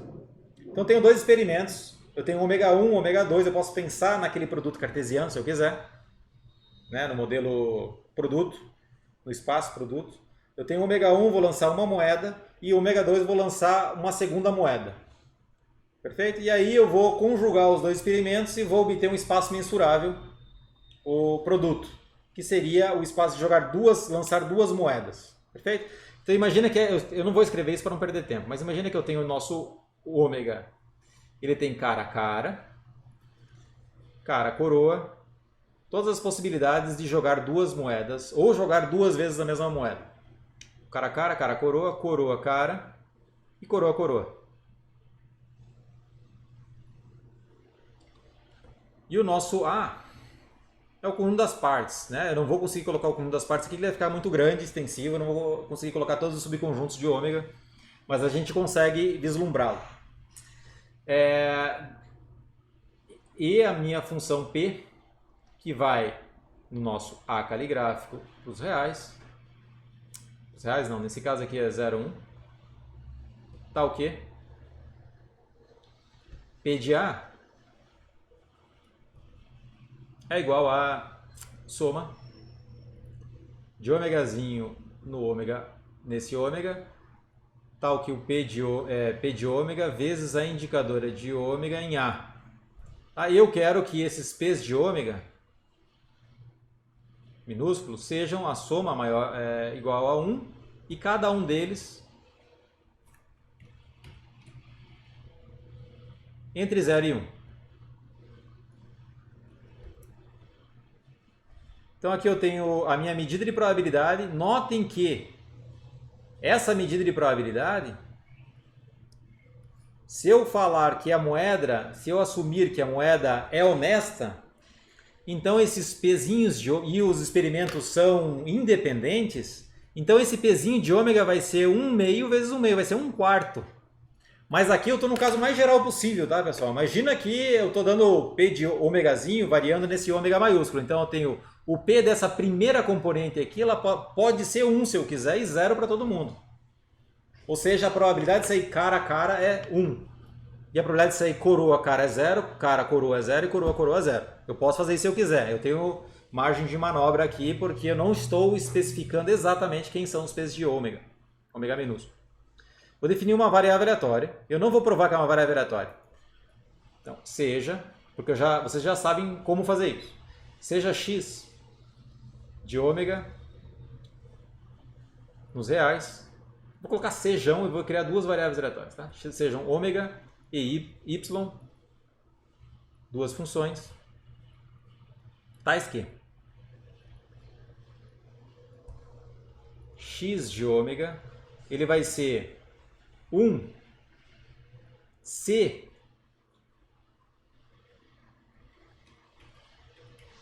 lembrando, pessoal, eu vou chamar esse aqui de ômega 1 e esse aqui de ômega 2, tá? Ômegazinho 1, ômegazinho 2, ó, ômega 1, ômega 2, esse aqui é um vetorzinho que está lá dentro do nosso ômega, ele vai ser 1 se ômega 1 for igual a cara, certo? É isso, e 0 caso contrário. Então, nesse meu experimento, o que eu estou interessado?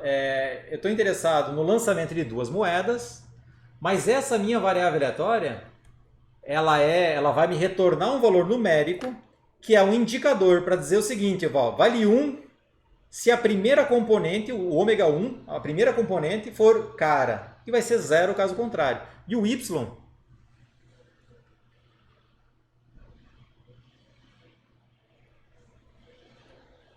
de esse cara aqui está fazendo um papelzinho do ômegazinho, tá? O ômegazinho tem duas componentes, ômega 1 e ômega 2, é um par ordenado.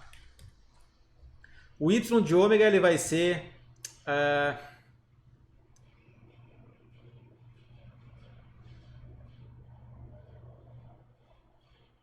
deixa eu ver, eu quero dizer assim, é o número de caras, eu quero ver como que eu represento isso.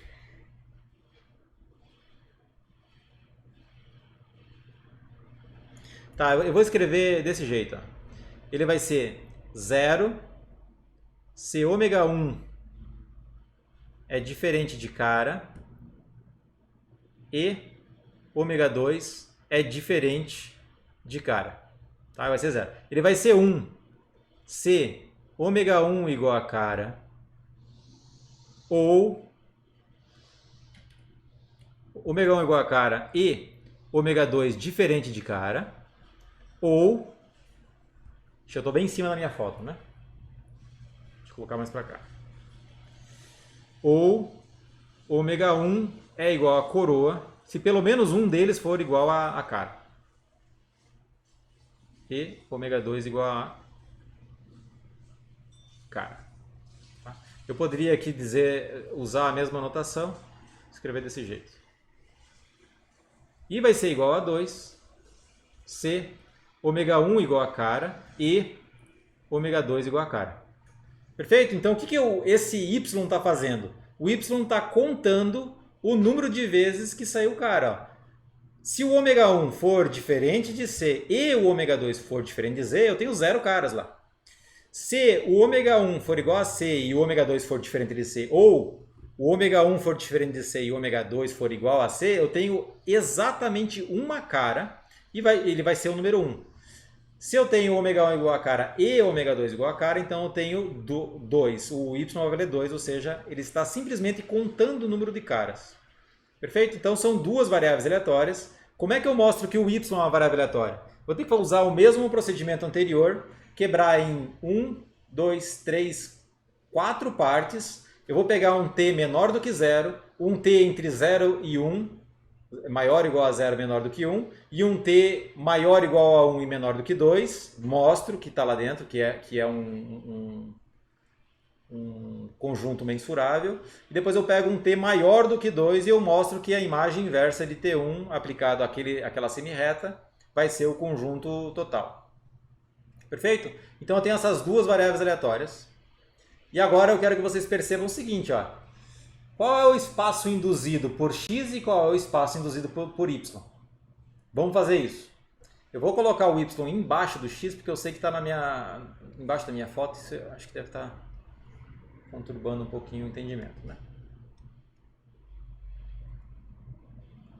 Perfeito? Notem que eu conseguiria também queria definir um vetor aleatório. Eu vou fazer isso mais para frente. Um vetor aleatório z vai ser uma função de ômega no R2. Aí seria um vetor bivariado. E aí esse meu z, é um vetor multivariado, né? A primeira componente desse vetor vai ser x e a segunda componente vai ser y. Vocês vão perceber isso no futuro. E aí eu tenho um espaço induzido por z que vai ser o espaço induzido por um vetor aleatório. Então, mas ainda não é o momento. Eu vou definir os vetores aleatórios num momento pertinente. Acho que daqui a umas duas aulas. Então eu tenho essas duas funções que são variáveis aleatórias, eu não vou demonstrar. Vamos ver o espaço induzido. Observe que a probabilidade do x ser igual a zero, isso aqui é igual, lá por definição, é a probabilidade do x a menos 1 no ponto zero.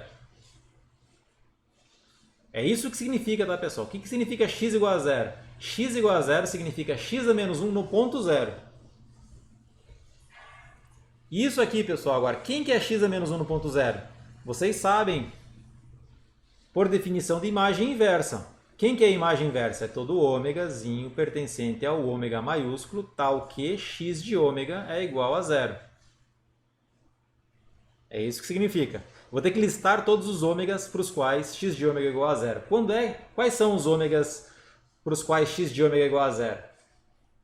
São todos os ômegas tais que o ômega 1 é diferente de cara. Então, ó, ômega 1 é diferente de cara. Qual é? É esse cara aqui. Esse coroa cara, coroa coroa. Então, essa aqui é a probabilidade de você observar coroa cara, coroa coroa. É exatamente isso que significa x igual a zero. Vocês lembram? Ó, se você voltar lá para o espaço original, x igual a zero significa não observar cara na primeira componente. E é justamente isso que a gente está vendo. Ó. Aqui tem cara na primeira componente, aqui tem cara na primeira componente, esse não tem cara na primeira componente, nem aquele.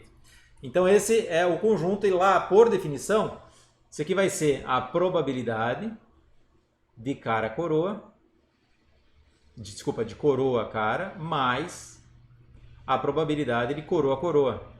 Se as moedas forem honestas, isso aqui vai ser 1/4 e isso aqui vai ser 1/4. Mas como no nosso exemplo ainda não é honesta, pode ser honesta, pode não ser honesta, isso vai depender do seu problema, eu vou deixar desse jeito.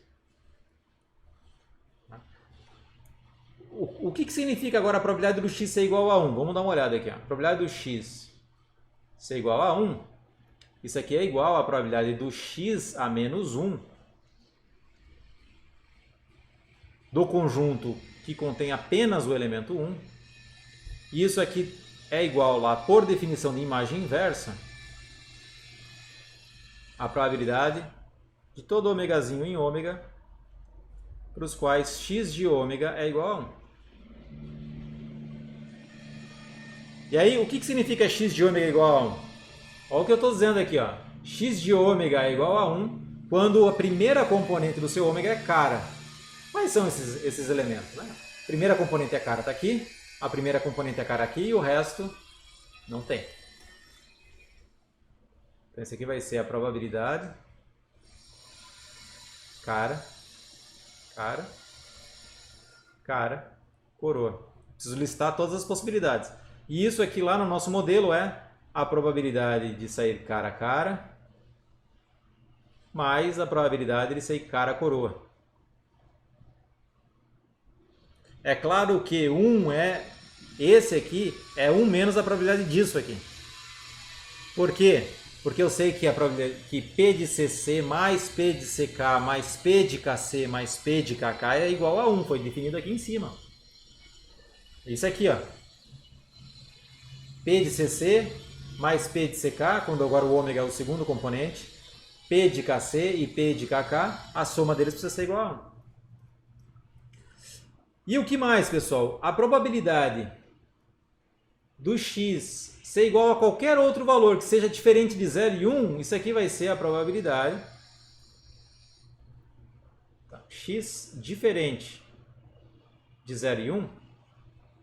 Isso aqui vai ser a probabilidade do x a menos 1 no ponto x minúsculo, que lá por definição de imagem inversa, vocês vão perceber todos os ômegas para os quais o x de ômega é igual a um x, e este x não é nem 0 nem 1, isso aqui é vazio, não tem nenhum ômega lá. Então, portanto, isso aqui é a probabilidade do vazio, que é igual a 0. Então, eu posso escrever agora, de maneira genérica, que a probabilidade do x ser igual a um determinado k, eu vou colocar k, porque senão vocês vão acabar confundindo. A probabilidade do x ser igual a um x, ele vai ser igual a P de CC mais P de CK, sempre que o x for igual a 1. Se o x for igual a 1, vai ser isso aqui. Se ele não for igual a 1, vai ser P de KC mais P de KK. Isso aqui é quando o x igual a 0. E para qualquer outro valor, dá 0, né? Se ele não for igual a 0 nem igual a 1, então ele vai ser igual a 0 para todo x diferente, que não está entre... que não é nem 0 nem 1. Essa aí é a nossa medida induzida por x, pessoal. Eu tenho todas as possibilidades aqui. Para qualquer x que não seja 0 ou 1, dá 0. A probabilidade do x ser igual a um x é 0. Se o x for igual a 1, então a probabilidade do x ser igual a 1 é isso aqui. A probabilidade do x ser igual a 0 é isso aqui. Então, essa é a nossa medida induzida. Então, eu tenho que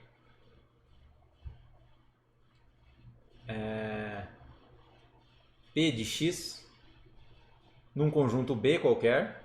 Eu posso escrever desse jeito também, pessoal, só para vocês terem uma ideia de uma outra possibilidade de escrita. Tá? Isso aqui vai ser a Pzinho vezes Pzinho de CC mais Pzinho de CK. Vai ser isso aqui, sempre que o 1 estiver dentro do B. Se 1 estiver dentro do B, então vai ser isso aqui. Mas, só para vocês terem uma ideia de que é possível reduzir e escrever isso aqui para todos os borelianos. P de KC mais P de KK multiplicado pela indicadora do zero no B. Essa tem que valer isso aqui para todo B boreliano. Essa aqui é a medida induzida por x, pessoal, descrita de uma maneira, em uma linha só, de uma maneira geral. A mesma coisa nós podemos fazer para o y. Tá? Então eu vou só ainda colocar mais uma seta e dizer o seguinte, ó, esse espaço aqui é o espaço induzido por x.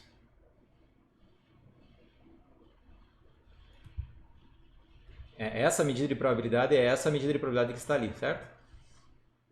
Isso aí é o modelo, é o espaço de probabilidade induzido por x.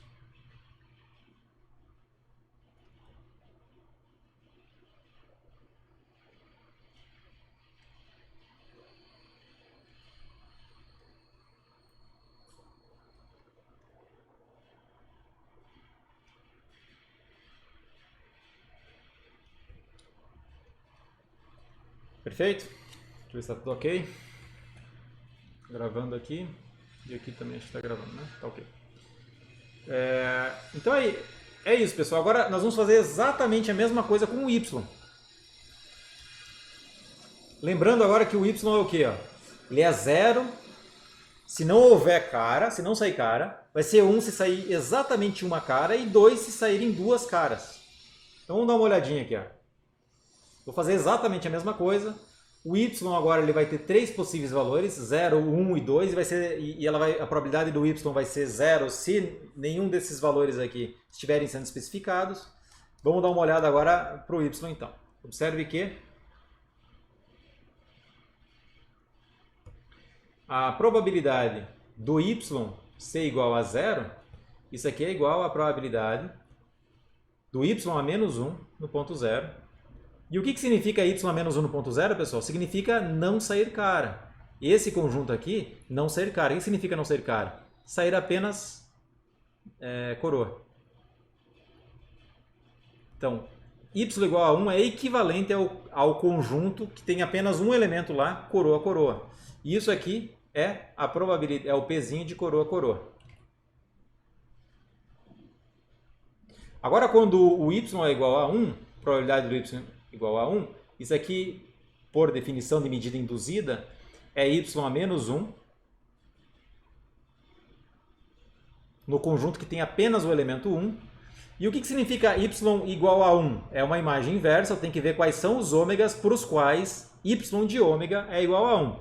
Então é igual a 1 quando eu tenho exatamente uma cara, ou seja, cara, coroa, coroa, cara. Só tem uma cara saindo, perfeito? Isso aqui é igual, portanto, a P de coroa cara mais P de coroa cara coroa. Inverti aqui os termos, mas vocês entenderam, né? Eu vou colocar isso aqui um pouquinho mais para cima, para dar espaço. E por fim, a probabilidade do y ser igual a 2, por definição, é a probabilidade, usando a medida original da imagem inversa de y no ponto 2, e isso aqui é igual. O que significa 2, hein, pessoal? Y igual a 2 significa observar duas caras. Então é cara a cara. E isso aqui justamente é lá, por definição do nosso modelo, é o Pzinho de cara a cara. Perfeito? Então, escrevendo isso de uma só vez, o P de y de um boreliano qualquer, ele é igual a P de K, P de KK, multiplicado pela indicadora do zero no boreliano, mais P de CK mais P de KC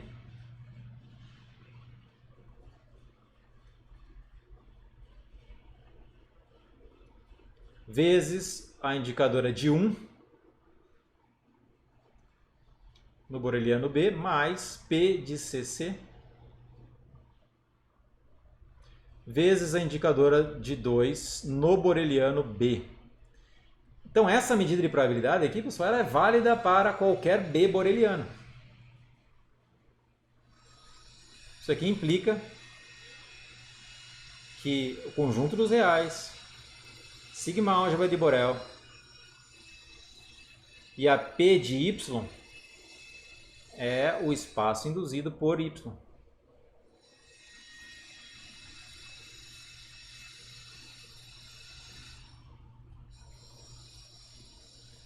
Eu quero que vocês imaginem o seguinte agora.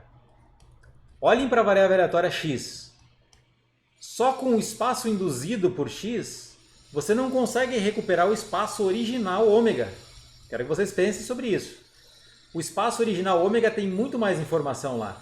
O espaço induzido por x, ele está colapsando aqui, ó. E em todas as possibilidades do x aqui, ele pode ser apenas 0 ou 1. Ele é 1 se a primeira componente for cara e 0 caso contrário. Eu perco a informação, por exemplo, desse cara aqui, ó. Eu perco, ele foi colapsada com a cara e coroa, foi colapsada com coroa. Na função, a função colapsou. Tá? Eu vou mostrar para vocês o desenho aqui, certo? Então aqui eu tenho meu ômega. E aqui eu termino. Meu ômega ele está listando cara a cara, cara coroa, coroa cara e coroa coroa. Então a minha variável x, o que ela está fazendo? Ela está pegando cara a cara e dizendo o seguinte, ó, isso aqui vale 1. Ele está dizendo que cara e coroa também vale 1. E coroa cara vale 0, coroa coroa vale 0. Perfeito? O y, ele está fazendo um pouquinho diferente, está dando um pouquinho mais de informação. São informações diferentes, concordam? Eu executei um experimento de lançar duas moedas ou a mesma moeda duas vezes. X está capturando uma informação aleatória, que é se saiu cara na primeira componente. E o Y está calculando outra, número de caras apenas. São duas informações diferentes, que podem ser complementares.